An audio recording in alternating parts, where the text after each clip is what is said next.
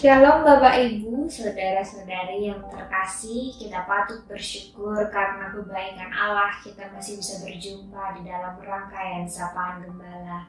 Mari sebelum kita membaca dan renungkan firman Tuhan, kita satu hati, kita berdoa. Tuhan yang baik, untuk kasih dan cinta-Mu di tengah kehidupan kami sungguh bersyukur Tuhan. Dan di tengah rasa syukur kami ingin selalu mendengarkan firman Tuhan. Untuk itu Tuhan, berikan kami hikmat-Mu, agar kami mampu memahami firman-Mu dengan baik dan tidak sampai di situ saja, tapi kami juga mampu melakukannya dalam kehidupan kami sehari-hari. Bersabdalah ya Tuhan, karena kami telah siap mendengarkan-Mu. Amin. Bapak Ibu yang terkasih, tema kita hari ini adalah penguasaan diri di tengah amarah. Ada pepatah mengatakan, jangan pernah membuat keputusan ketika kita sedang marah.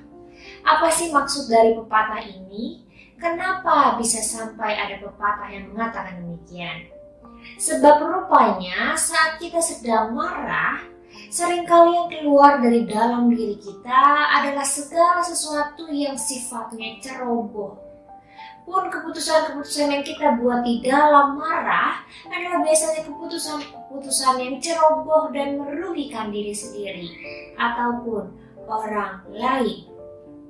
Misalnya saja ketika kita sedang marah, kemudian kita langsung meluapkan kemarahan kita dengan berkata-kata kasar di media sosial. Kemudian kita membentak-bentak orang lain, atau kemudian kita menghancurkan barang-barang yang ada di sekitar kita, atau bahkan mungkin kita melukai orang lain. Tentu hal ini tidaklah baik dan tidak dapat kita benarkan, sebab pada akhirnya kemarahan kita justru merugikan diri sendiri dan juga merugikan orang lain. Saudaraku yang terkasih, marah adalah suatu hal yang sangat wajar. Setiap orang dapat merasakan marah dan tidak ada yang salah dengan hal itu. Biasanya kita marah ketika kita mungkin direndahkan, kita dihina, dibuat tidak nyaman, diperlakukan tidak adil, dan ada begitu banyak pemicu-pemicu lainnya. Rasa marah memang wajar dialami oleh kita, tapi bukan berarti kita bisa sebebas-bebasnya meluapkan kemarahan kita. Tentang marah, Salomo pun berkata hal yang kurang lebih sama dengan pepatah di awal. Mari kita membacanya dari Amsal 14 ayat 17. Saya akan membacakannya untuk kita semua. Amsal 14 ayat 17. Siapa lekas naik darah berlaku bodoh, tetapi orang yang bijaksana bersabar. Nah, lewat kata bijaknya ini, Salomo hendak mengingatkan kita soal bagaimana sih seharusnya kita merespons rasa marah yang kita rasakan. Salomo hendak mengatakan bahwa alangkah lebih baiknya jika kemarahan yang sedang kita rasakan itu kita respons dengan bijaksana. Ketika kita marah, belajarlah untuk bersabar. Bersabar di sini artinya adalah bersikap tenang. Kita rehat dulu gitu ya, waktu marah kita rehat dulu. Ambil waktu sejenak untuk menenangkan hati dan pikiran kita. Jangan cepat-cepat meluapkan kemarahan yang kita rasakan, sebab biasanya ketika kita lekas naik darah atau cepat merespon rasa marah itu tanpa berpikir dengan jernih, respons yang keluar biasanya hal-hal yang negatif dan berdampak tidak baik, entah bagi diri sendiri ataupun bagi orang lain. Atau yang Salomo sebut dalam ayat ini dengan berlaku bodoh. Misalnya, suatu hari atasan kita menegur kita karena sesuatu. Kemudian kita merasa terluka mendengar teguran itu. Kita menjadi sangat marah, kita menjadi sangat emosi gitu ya mendengar teguran itu. Kemudian dalam kondisi yang marah dan meluap-luap itu, kemudian kita memutuskan untuk mengajukan pengunduran diri. Akhirnya, ketika kita mengajukan pengunduran diri atau resign tanpa pertimbangan yang matang, ada begitu banyak pihak yang dirugikan. Kita punya keluarga yang harus dihidupi. Terus gimana?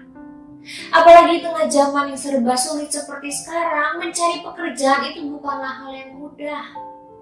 Dari sini kita lihat begitu buruknya dampak dari kemarahan yang meluap-luap dan tidak kita kendalikan.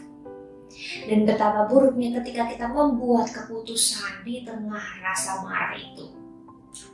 Contoh lain, misalnya anak kita sepanjang melakukan pembelajaran jarak jauh, kok kita lihat, kita perhatiin gitu ya, kok dia tuh kerjanya juga ya sambil main game online gitu ya, sambil kelas di depan laptop, tapi kemudian juga sambil bermain game online. Karena kita sedang marah, sedang capek, kemudian kita melihat hal itu, akhirnya kita marah, kita emosi, marah kita meluap-luap. Apa yang kita lakukan? Kita ambil handphone itu dari tangannya, kita bentak dan marahin anak kita, kemudian kita banting handphone itu. Apa dampak dari proses ini? Anak kita kemudian menjadi takut dan trauma karena bentakan-bentakan kita. Sekaligus handphone yang kita beli dengan jerih payah itu menjadi rusak karena luapan amarah kita. Contoh lainnya, ketika kita sedang mengendarai mobil, kemudian tidak disengaja mobil kita diserempet oleh orang lain. Kita menjadi sangat marah ketika itu terjadi, emosi kita meluap-luap, kita berhenti di tengah jalan, kemudian kita turun dari mobil sambil memaki-maki orang yang menyerempet kita dengan tidak sengaja. Karena kemarahan itu ada banyak pihak yang dirugikan. Jalanan menjadi macet, dan kita kemudian melukai hati orang yang tidak sengaja melakukan penyerempetan mobil kita. Dan ada begitu banyak contoh-contoh lainnya. Dan dari contoh ini kita bisa melihat bersama betapa merugikannya jika kita tidak menguasai amarah kita.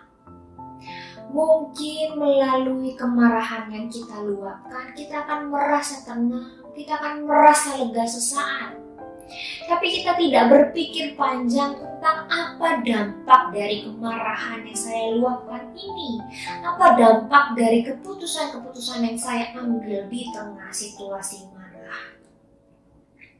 Dengan demikian, Salomo mengingatkan kepada kita untuk menyikapi rasa marah dengan bersikap tenang terlebih dahulu dan bersabar.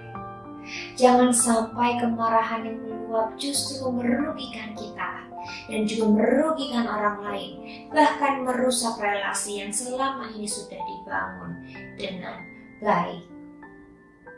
Lalu pertanyaannya adalah, terus gimana dong caranya supaya aku tidak mudah meluapkan kemarahan dengan cepat? Gimana caranya supaya aku tidak lekas naik darah? Gimana caranya? Salah satu kuncinya adalah pada penguasaan diri. Rasa marah memang tidak bisa kita hindari, tapi kita bisa memilih respon seperti apa yang akan kita keluarkan. Untuk itu, jika suatu saat nanti kita diperhadapkan pada situasi-situasi yang membuat kita marah, langkah awal untuk mengantisipasi kemarahan yang meluap-luap ialah dengan bersabar terlebih dahulu. Belajar untuk tenang terlebih dahulu. Ambil waktu sejenak sebelum bereaksi.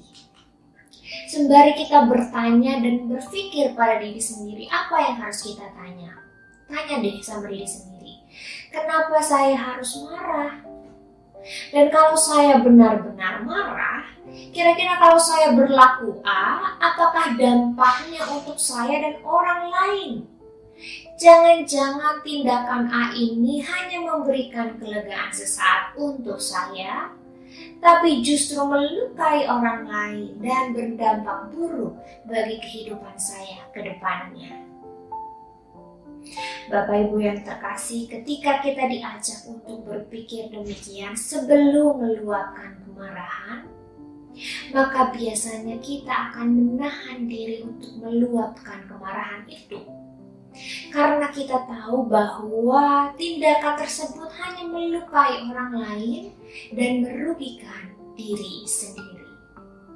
Di dalam proses ini kita diajarkan untuk bijaksana dan berhikmat dalam mengelola amarah kita. Amsal 29 ayat 11 mengatakan demikian. Orang bebal melampiaskan seluruh amarahnya, tetapi orang bijak akhirnya meredakannya.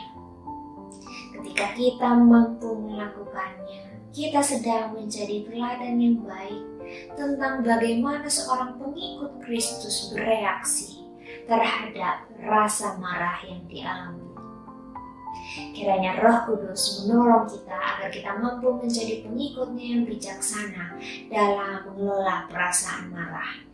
Tuhan memberkati kita semua. Amin. Mari kita berdoa. Allah yang baik, terima kasih untuk firman-Mu yang mengingatkan kami semua untuk menguasai diri kami ketika kami sedang marah, mengolah diri kami, mengolah kemarahan kami, agar tidak menjadi suatu hal yang buruk, agar tidak menjadi hal yang melukai sesama kami, bahkan merugikan diri kami. Ampuni Tuhan kalau selama ini kami masih bersikap tidak baik ketika kami marah. Ampuni kami ketika kami masih meluapkan kemarahan kami yang melukai hati sesama kami dan merugikan banyak orang. Ampuni kami ya Tuhan. Mulai hari ini kami mau berkomitmen bersama untuk mau menjadi para pengikut Kristus yang mampu mengolah rasa marah dengan baik. Sehingga tidak ada lagi orang yang terlukai dan tidak ada lagi orang yang dirugikan. Di dalam Kristus Yesus kami memohon dan berdoa. Amin.